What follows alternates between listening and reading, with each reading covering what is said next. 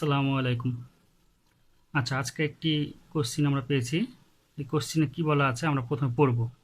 এখানে বলা আছে এ মাধ্যম যদি বি মাধ্যমের সাপেক্ষে ঘন হয়। এই সাপেক্ষে অর্থই হচ্ছে থেকে। সাপেক্ষে অর্থ হচ্ছে থেকে। হ্যাঁ, তাহলে এ মাধ্যম যদি বি মাধ্যমের সাপেক্ষে ঘন হয়, তাহলে এই তিনটে শর্ত দেওয়া আছে। তিনটে শর্তগুলোর মধ্যে কোনটি সঠিক সেটা আমাদেরকে বের করতে হবে। আচ্ছা, এই প্রশ্নটাতে যে অপশানগুলো দেওয়া আছে এই অপশানগুলোর কোনোটাই সঠিক হবে না। কেন হবে না বলি। এই তিনটা যে শর্ত দিয়েছে তিনটার মধ্যে একটা শর্ত সঠিক, হ্যাঁ, আর বাকি দুইটাই ভুল। প্রথমে দেখি এখানে আমাদের কি বলা আছে প্রথম শর্তটাতে। এ মাধ্যম সাপেক্ষে বি এর প্রতিসারাঙ্ক লেস দেন ওয়ান। দুই নম্বরে কি বলা আছে, এ মাধ্যম সাপেক্ষে বি এর প্রতিসারাঙ্ক গ্রেটার দেন ওয়ান। প্রথমে দেখেন, আমার কিছু জানা দরকার নেই। প্রথমে দেখেন এই দুইটা শর্তই বিপরীতমুখী, তাই না? মান কিন্তু একই, প্রতিসারাঙ্ক একই, এ মাধ্যম সাপেক্ষে বি এবং এ মাধ্যম সাপেক্ষে বি, হয় লেস দেন নয় গ্রেটার দেন। তাহলে এই দুটোর মধ্যে একটা সঠিক হবে আর একটা ভুল হবে। আচ্ছা, তিন নম্বর দেখেন, তিন নম্বরে বলেছে কি বি হচ্ছে বি মাধ্যম সাপেক্ষে এর প্রতিসারাঙ্ক, এটা আবার কি বলেছে লেস দেন ওয়ান। আচ্ছা, এই তিনটে শর্ত দেখেন, তিনটে শর্ত থেকে আমরা প্রথমে বুঝতে পারছি যে এই দুটো থেকে একটা বাদ যাবে, তার মানে তিনটা উত্তর হবে না, তার মানে ঘ নাম্বারটা বাদ, প্রথমে ঘ নাম্বারটা বাদ চলে গেল। হ্যাঁ, ঘ নাম্বারটা উত্তর হবে না, যেখানে এক দুই তিন থেকে ঘ উত্তর হবে না। আচ্ছা, এবার আসি, দেখেন আমরা কি জানি, যদি আমরা সলিউশন করতে যাই তাহলে আমরা যদি এটা সলিউশন দেখি, আমরা কি জানি, আমরা জানি হচ্ছে মাধ্যমের ঘনত্ব যত বেশি হবে তার প্রতিসারাঙ্ক তত বেশি। হ্যাঁ, প্রতিসারাঙ্ক নির্ভর করে কিসের উপর? মাধ্যমের ঘনত্বের উপর। হ্যাঁ, আর প্রতিসরণের জন্য সবসময় কয়টা মাধ্যম লাগে? দুইটা মাধ্যম লাগে।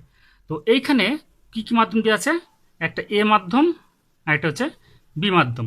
আর প্রশ্ন অনুসারে যদি আমরা দেখি, এ মাধ্যম যদি বি মাধ্যমের থেকে ঘন হয়, তার মানে কি বি মাধ্যমের থেকে এ মাধ্যম ঘন, তাহলে ঘন মাধ্যমটা কোনটা? এ মাধ্যম। আর হালকা মাধ্যম কোনটা? হালকা মাধ্যম হচ্ছে বি মাধ্যম। এটা হচ্ছে হালকা মাধ্যম। আচ্ছা, এখন দেখেন, এখন কি হচ্ছে, আলো কোথা থেকে কোথায় যাচ্ছে? এ মাধ্যম থেকে বি মাধ্যমে। হ্যাঁ, তার মানে এটা যদি আমরা এখানে একটা যদি মানে বিভেত্তর আঁকাই, এখানে যদি একটা অবিলম্ব আঁকাই, এটা যদি এ মাধ্যম হয় মানে এটা হচ্ছে ঘন মাধ্যম, আর এটা যদি বি মাধ্যম হয় অর্থাৎ হালকা মাধ্যম। আচ্ছা, তখন দেখেন আলো যদি আমার এই পথে আসে, হ্যাঁ, এই পথে আলো আসলো, আসার পরে এই বিভেদ তলের এই বিন্দুতে আপতিত হলো। তারপর প্রতিফলনের পর কোন কোন দিকে যাবে? এই অবিলম্ব থেকে দূরে সরে যাবে, তাই না? এটা আমরা দেখেছি, কারণ ঘন মাধ্যম থেকে হালকা মাধ্যম যখন আসে আলো, তখন কি হয়, অবিলম্ব থেকে আলো দূরে সরে যায়। তাহলে দেখেন এখানে আপতন কোনটা কত? আই। আর প্রতিসরণ কোনটা কত? আর। তাহলে কোনটা বড়? আই বড় এবং আর, সরি, আই ছোট এবং আরটা বড় হচ্ছে, মানে প্রতিসরণ কোনটা হচ্ছে বড় আর আপাতন কোনটা ছোট। এবার দেখেন, এই যে আমাদের আলো আসছে ঘন মাধ্যম থেকে হালকা মাধ্যমে, হ্যাঁ, এটাকে আমরা কি লিখছি? এ থেকে এ মাধ্যম সাপেক্ষে বি এর প্রতিসারাঙ্ক। এটাকে আমরা যদি সূত্রের মাধ্যমে লিখি তাহলে কি লিখব?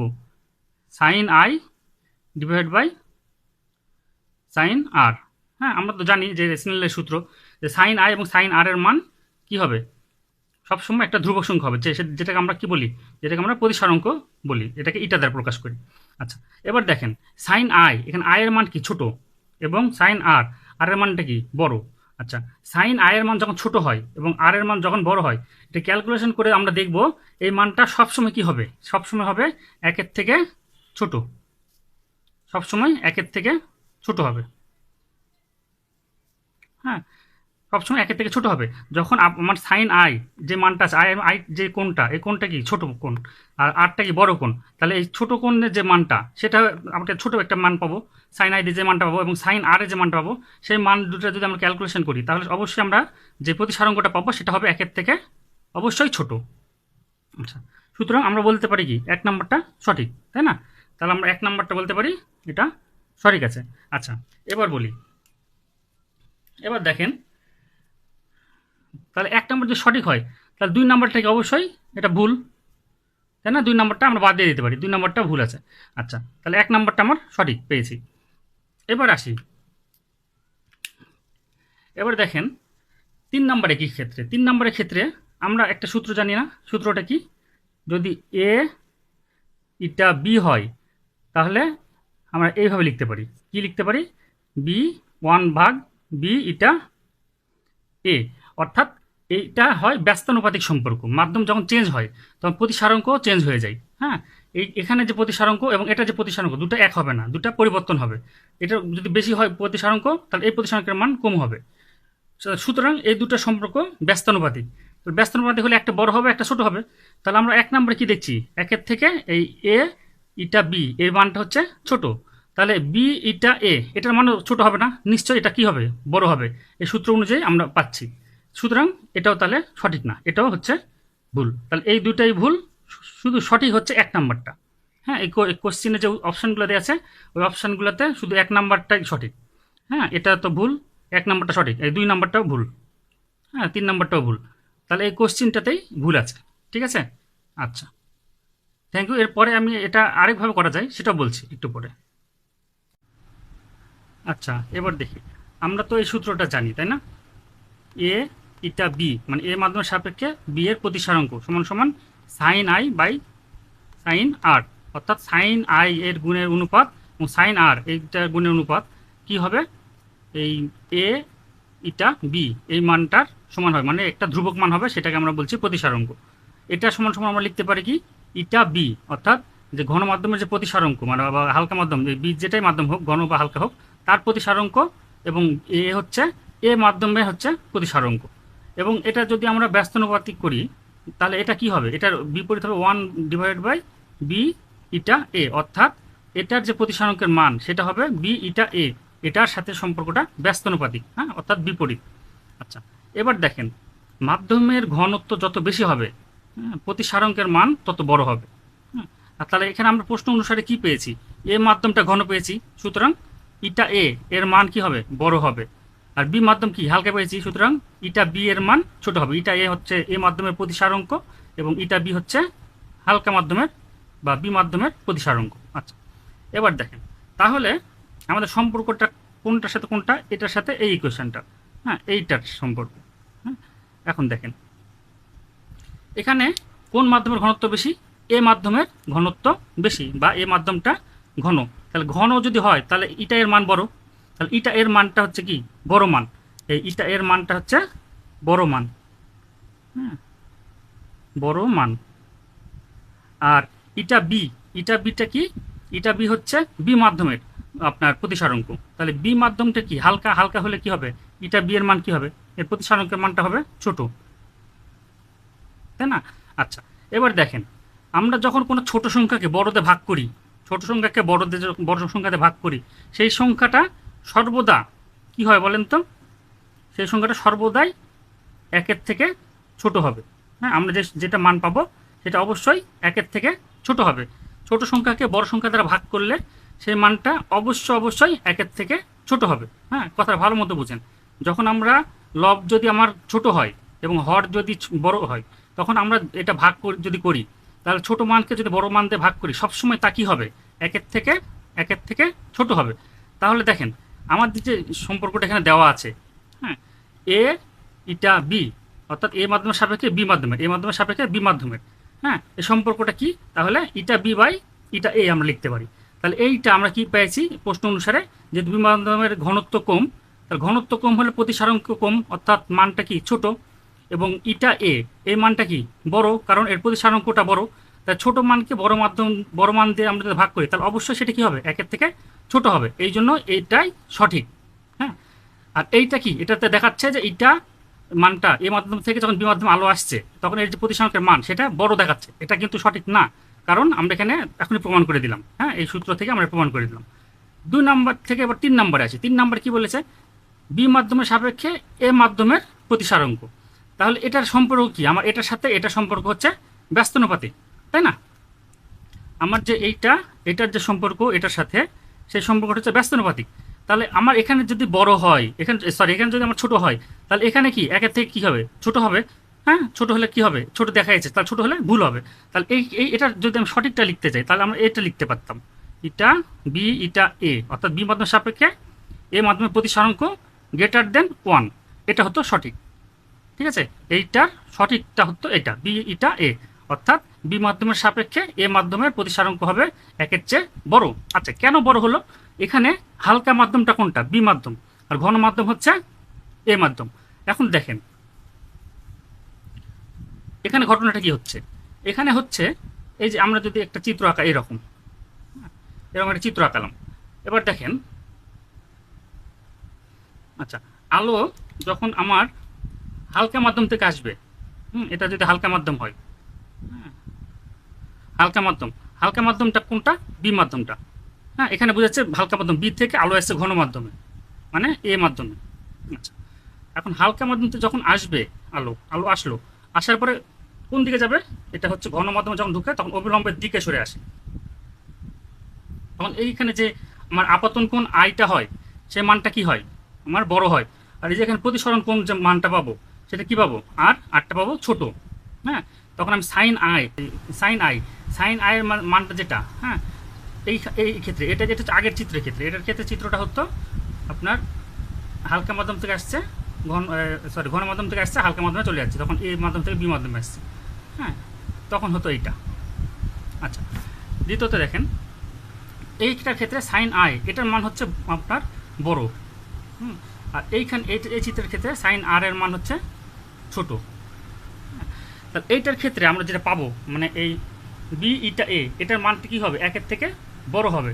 হ্যাঁ, তাহলে এই মানটা কি? অবশ্যই একের থেকে বড় হবে। তাহলে আমরা যদি এটা লিখি ভুল হবে, তাহলে আমাদের সঠিক যেই উত্তরটা এটা হতো। হ্যাঁ, তাহলে আমার প্রশ্ন অনুসারে এটা উত্তরটাও ভুল, এটা উত্তরটাও ভুল, শুধু এটা সঠিক। হ্যাঁ, আচ্ছা, আরেকটা জিনিস আপনাদের দেখাই। এবার আরেকটা জিনিস দেখি। আসলে আমরা শুনেছি সাইন ওয়েভ, তাই না? সাইন তরঙ্গ বা সাইনোসয়েডাল আপনার যে ওয়েভটা, সেটা কেমন হয়? সেটা যদি আমি এভাবে আঁকাই, তখন দেখতে পাবো যে এই রকম ওয়েভটা একবার বাড়ছে, একবার কমে সর্বনিম্ন যাচ্ছে, তারপর আবার বাড়ছে। তো সাইন ওয়েভের যে মানটা, এটা সর্বোচ্চ কত হয়? আমরা দেখব সর্বোচ্চ মান হচ্ছে আমরা 1 পাবো, এটা সাম্য অবস্থায় 0, এবং সর্বনিম্ন যে মানটা সেটা হবে -1। তাহলে সাইনের আমরা যে কোন যে কোণের মানে বসাই, সাইনের সর্বোচ্চ মান আমরা কত পাবো? +1, এবং সর্বনিম্ন মান পাবো -1। ঠিক আছে, তাহলে আমি সাইনে যখন মান বসাবো, বসানোর ক্ষেত্রে আমাকে দেখতে হবে আমি +1-এ পাচ্ছি না -1-এ পাচ্ছি। হ্যাঁ, আচ্ছা, এখন দেখেন সাইনের মানটা কখন নেগেটিভ হয়? সাইনের মানটা কখন নেগেটিভ হয়?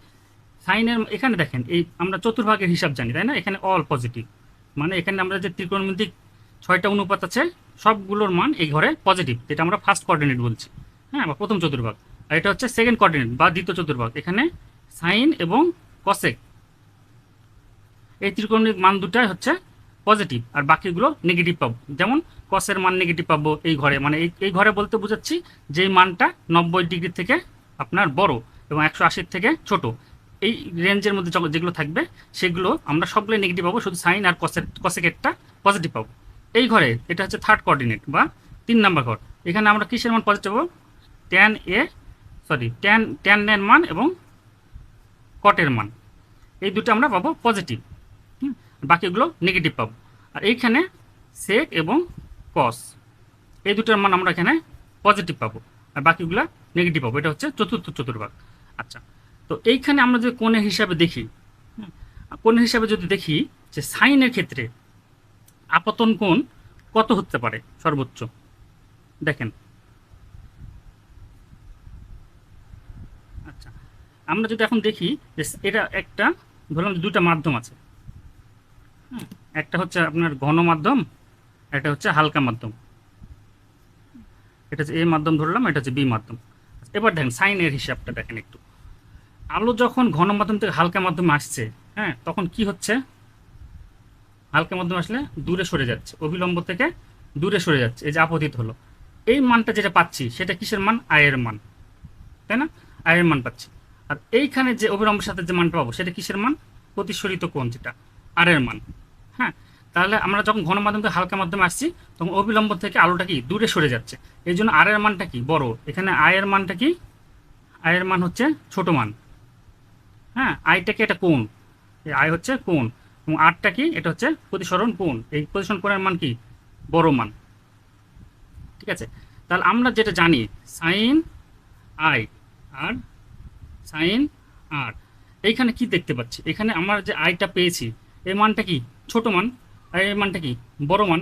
আচ্ছা, এই মানগুলো যদি আমি যে কোনো একটা মান যদি ধরি, যে সাইন আয়ের মান আমি সাপোজ ধরলাম যেটা হচ্ছে 30 ডিগ্রি, আই সমান সমান 30 ডিগ্রি বা 30 ডিগ্রি, আর আর সমান সমান ধরলাম যেহেতু এটা বড় মান, এটা হচ্ছে সাপোজ ধরেন যেটা 60 ডিগ্রি। এখন আপনি এটা ক্যালকুলেটর যদি বসান, হ্যাঁ, সাইন 30 ডিগ্রি এবং সাইন 60 ডিগ্রি, এই মানটা যেটা আমরা পাবো, যে মানটা আমরা পাবো সেই মানটা কি হবে, সেই মানটা অবশ্যই একের থেকে ছোট হবে। হ্যাঁ, অবশ্যই একের থেকে ছোট হবে। হ্যাঁ, এটা ক্যালকুলেট করে আপনারা দেখতে পারেন। হ্যাঁ, সুতরাং এই যে ঘন মাধ্যমটা যখন হালকা মাধ্যমে আসছে, তখন যদি আমি এই যে এই সূত্রটা প্রয়োগ করি, হ্যাঁ, তখন যদি আমি এই যে a eta b equal to sine i sine r, এই সূত্রটা যদি প্রয়োগ করি, তখন আমি এই মানটা অবশ্যই একের থেকে ছোট পাবো। তাহলে প্রশ্ন দেখে কিন্তু আমরা উত্তরটা ধরে নিতে পারি। এখানে শুধু প্রথমে খেয়াল করতে হবে, সাপেক্ষ অর্থ হচ্ছে ধরে নেবেন থেকে, হ্যাঁ, একটার থেকে আরেকটা কী রকম পার্থক্য সেটা বোঝাচ্ছে। হ্যাঁ, তো এইটা আমার বলার উদ্দেশ্য হচ্ছে আমরা এমসিকিউটা সলভ করলাম, এখন এটা কিন্তু সিকিউতে গ অংশে বা ঘ অংশে দিয়ে দিতে পারে। হ্যাঁ, একটা ব্যাখ্যা দিয়ে বললো আপতন কোণ এত, প্রতিসরণ কোণ এত, তাহলে দুইটা মাধ্যমের সাপেক্ষে প্রতিসারণ কোণ নির্ণয় করো। হ্যাঁ, দুইটা মাধ্যমের সাপেক্ষে প্রতিসারণ কোণ নির্ণয় করো এবং দেখাও যে কোন মাধ্যমটি ঘন এবং কোন মাধ্যমটি হালকা। এই সূত্রটা জানলে কিন্তু আমি সেই ব্যাখ্যাটাও করতে পারবো। এরপরে যদি আপনাদের প্রয়োজন মনে হয় তাহলে আমাকে জানাবেন, আমি সেই ব্যাখ্যাটাও আপনাদের দেখিয়ে দেবো। আচ্ছা, আজকের মতো এতটুকুই। আসসালামু আলাইকুম রহমতুল্লাহ।